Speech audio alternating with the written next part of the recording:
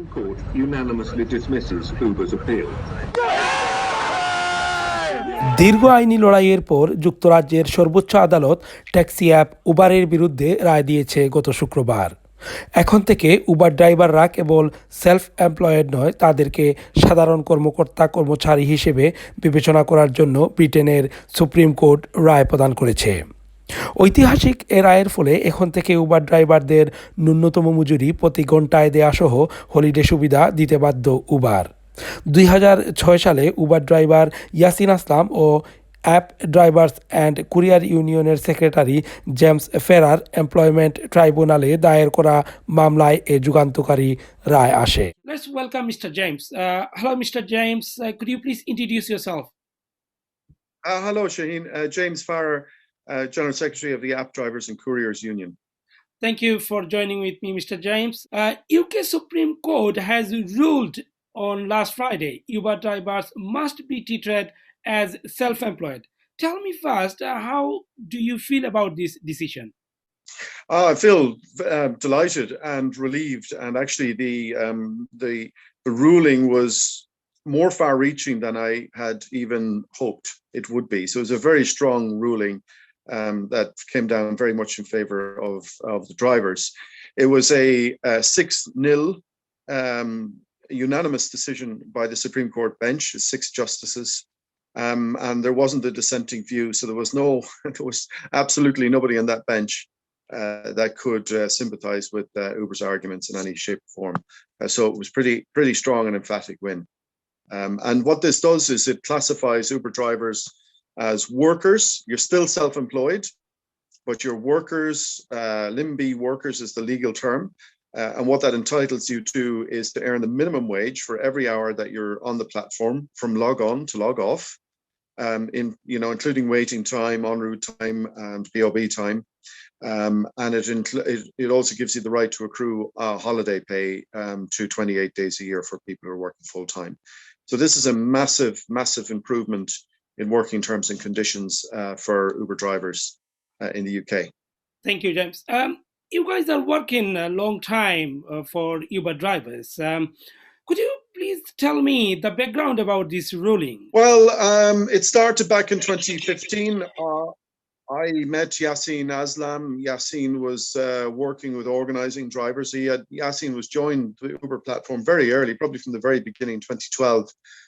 And in the beginning, Uber was offering really good money to drivers to attract people onto the platform. But Yasin could see that what was happening by the time we met in 2014, 2015, that the number of people the growth of people on the platform was unsustainable. There was far more people on the platform than there was work, and that the Uber was dropping the fares again and again and again. And so, we had started to see a deterioration in the pay for drivers for the hours that they had to work. And then in my case, I was assaulted in 2015, and Uber would not cooperate with me or the police with that assault. And it was just that experience that started myself and Yasin and our lawyers looking at the contracts and looking to understand why it is that Uber didn't want to have a duty of care. And of course, we understood clearly then what the problem was.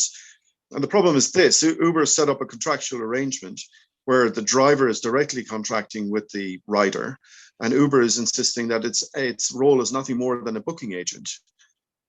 Well, the Supreme Court disagrees with that. Uber says, the Supreme Court says, no, the reality of the situation, and therefore the contractual reality, is that Uber is acting as an employer, and it has an obligation to us as drivers. And it is Uber's obligation to contract directly with the customers.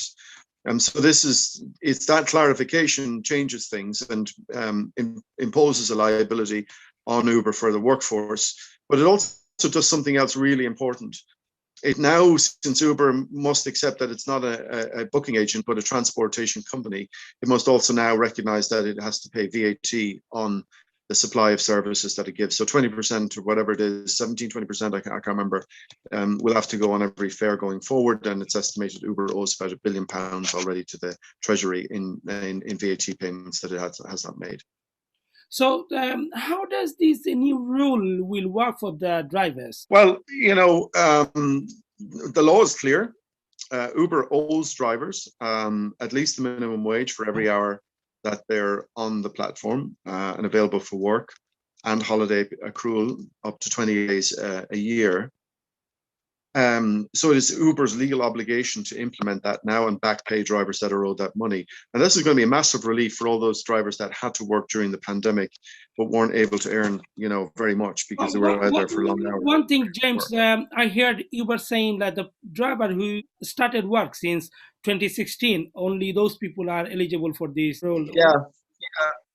Well, I mean, this is all kind of desperate stuff from Uber, and in a way, I can understand why they're saying it, because they haven't accepted the ruling, they haven't accepted the reality of the ruling yet, and they don't have an alternative plan. But the truth is, if you read the ruling, it's very clear. Lord Leggett has said that the purpose of the legislation is to protect the worker. And these alternative contractual arrangements that Uber uses, he said, were a mischief.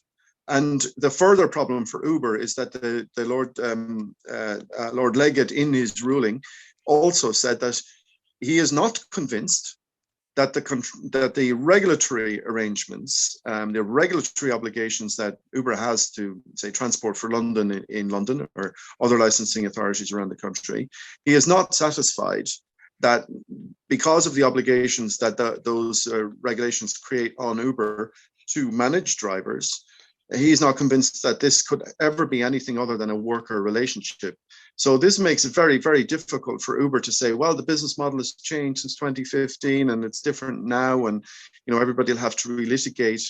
This just isn't the case. So all you have to do is only look at the ruling to say that that's really clear, that it applies to everybody, because as Lord Leggett says, the law applies to everybody, and this law was intended to protect workers. But there's two other proof points. Number one, you have to ask yourself, if it was only involving 20 workers from 2015, why would Uber spend millions and millions of pounds going to the Supreme Court to fight this? Surely the best thing it could have done is to just admit up front that these guys, including myself, were workers, and leave it at that. But it didn't do that. It fought it all the way to the Supreme Court. It spent millions on it, and because he does know that this applies to everybody. And so finally, we see lots of law firms now taking claims, and we understand there's one firm with 8,000 claims already stacked up. They're not filing those claims on the grounds that they think it just applies to 16 people. I'm afraid that's just misinformation from Uber. It's as simple as that. No rational person will agree that this applies only to 16 people. I certainly wouldn't have done it just for myself. Thank you so much, Mr. James. Thank you for joining with me. Thank you.